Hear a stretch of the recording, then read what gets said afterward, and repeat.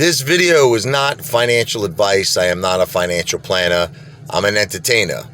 The one, the only, Apefather in a minivan. Wow! You know, I really think that this video I'm about to make is probably the most important AMC YouTube video I've ever made.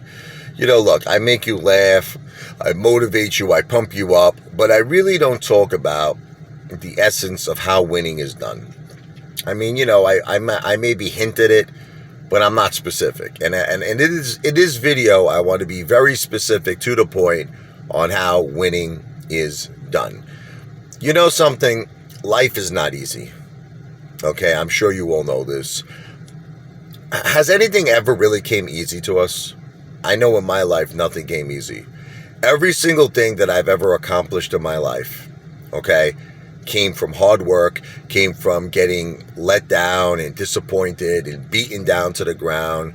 And, you know, if I stayed on the ground and if I stayed beaten up, I would be a failure. That would be it, you know. You don't look, I know a lot of people make fun of me, but you don't realize how hard I work every day to keep a roof above my family's house, to keep food on the table, to keep my mother happy, my wife happy, my children happy, you know, just because I'm going through a difficult time right now.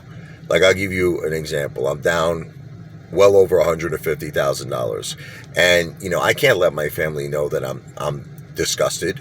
I can't, you know, they don't want to hear it. They don't want to hear it. My wife doesn't want to hear it. My mother doesn't want to hear it. My children doesn't want to hear it. My dogs don't want to hear it. They're like, just give me my food, give me my PlayStation games, pay the mortgage, pay the utility bills, pay the cable bills so I can watch, you know, SpongeBob, and I can watch all the shows I like. And so they expect me to just give them a normal life. They don't want to hear nothing. They don't hear that the stock market is going through probably one of the worst times since the Great Depression. It really is. These are really bad times. These are scary, scary times. And we don't know what's going to happen. It's so uncertain. We have no idea what's going to happen. And AMC, on top of all of this, if that's not enough, you know, with a potential of World War III, you have a company that's the highest manipulated stock in all of the whole stock market. Okay, that we're in. And, you know, rules are not being enforced. The SEC is not doing their job. No one knows what's happening with the Department of Justice. So a lot of people, a lot of apes are starting to give up. I'm going to just look, I know you're not going to want to hear this. I know you're going to say it's FUD, it's FUD. It's not FUD because I speak to a lot of them every day. You see apes are just on the brink of giving up. Now, this is getting to my point. It's very easy to do that. It really is. It seems like the most easiest solution to just say, you know what, nothing's working, nothing's happening, they're shorts they're never going to cover, there's no rush for them to cover, no one is being held accountable, and rules are not being enforced, no one's on the retail investor side, the government's not on our side. So it's so easy to just take that course, right, and just give up, you know, throw the white towel in. And a lot of people do that. But then here's what you have to ask yourself. Once you do that, where are you? You're at the bottomless pit. You're at the bottom of the ocean. And there's really no way to get back up. Because you gave up. You're out. That's it. So you sunk. The ship has sunk. The captain went down with the ship. And it's game over. Okay, so I know that sometimes seems like a tempting choice, but it's the wrong choice. And it's a choice that you're going to have to live with for the rest of your life. Okay, so the only other option is to fight back. Okay, so no matter how hard life beats you, fight back. And I'm talking about even when you feel you can't fight back. Even when it's so bad that you can't pay your bills, you can't survive, you don't know where your next paycheck is coming from. You just don't know how you're holding. You don't know what you're doing. You find a way to manage. We always do. You ever notice that? Like, when push comes to shove, we always find a way to survive. Like, I've saw people that were in situations, friends of mine, that literally, they had like, I'll give you an example. And I'm not going to bring up anyone's names because I'm not going to embarrass a friend of mine. I one time was with a buddy of mine. This was years ago. And the guy wanted a pack of chewing gum. You want to hear embarrassing? Okay. So I don't know how much is a pack of chewing gum, 50 cents, whatever the case may be. He pulls out his credit card. He gives it to the, the lady who's working behind the counter, the cashier. And she swipes the card. It's 50 cents to gum. She says, sir, I'm sorry, your card has been declined. So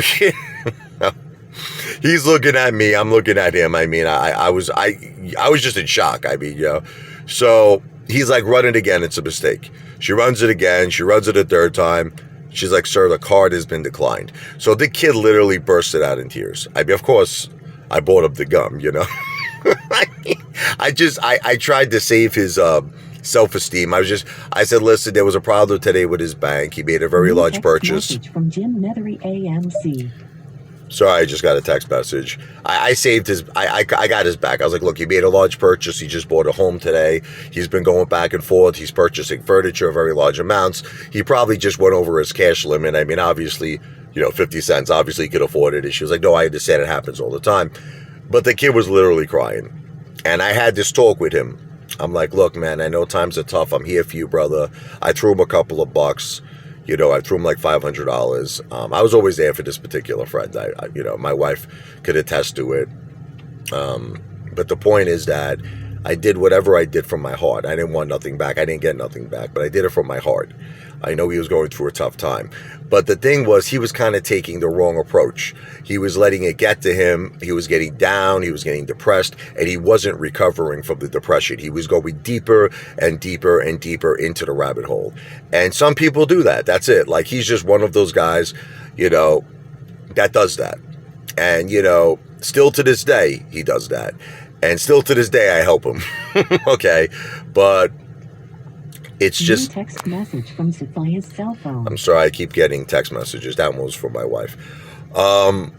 It's very easy to do that. And then I have a lot of other friends who are not like that. Like, I have another buddy of mine, I'm not going to mention his name, but he puts like impossible goals on himself. Like, when he got married, he was like, Rich, I love this girl so much.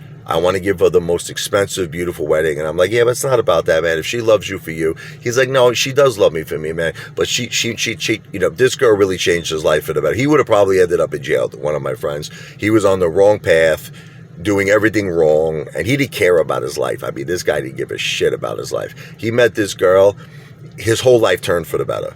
And he was just like, I am going to give this girl the greatest life. I'm going to give her the greatest wedding. I don't care. I'm going to figure out a way to do it. So he did something. It was like $100,000 wedding. He didn't even have a dollar to his name. He started working overtime, 3 shifts, everything, doing side gigs, selling things, doing whatever he had to do. The kid managed to come up with the money. It took him like 8 months. He came up with $100,000. And I remember being in complete, utter shock. I'm like, how did you do this? He's like, 'cause I put my mind to it. I was not going to take failure as an option. And it just, all these little things in life taught me something. No matter how hard life hits you, if you stay down, you're over. It's over. You're done. But if you fight your way back, I really think almost anything in life can be solved. Almost any problem.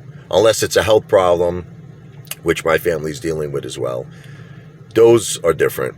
Unfortunately, that you have to put that in God's hands. When you're dealing with cancer, when you're dealing with very serious health issues. That's just something, but you still have to have the will. Like, my wife has an amazing will. She's a fighter, man. She doesn't stop. She's always there for her family each and every single day. She's always got a smile on her face. She takes the good with the bad, She understands she has a serious situation, but she will not let it stop her from being an amazing mother, an amazing wife. Just an amazing human being. So that's what we have to do, apes. I know right now it's bad. I know it's hard situations. I know like everybody feels like giving up. But it's moments like this that test the men from the boys. Okay? Are you going to quit? Are you going to fall down and be knocked out and just give up on life and give up on the MOAS and give up on a once-in-a-lifetime opportunity, an opportunity for generational wealth? Or are you going to continually fight back, find a way to survive, find a way to hold, find a way to buy more whenever you can, and keep fighting and fighting and fighting until you see that after 15 rounds, you're still standing? It's like that song with Elton John. I'm still standing after all this time, picking up the pieces of my life without you on my mind. I'm still standing. Yeah, yeah, yeah. Come on, apes. I'm still standing. Yeah, yeah, yeah. We're going to be still standing after 15 rounds, and we're going to win, baby, because we have the desire, the determination, and the conviction to win. We are winners. AMC to Pluto.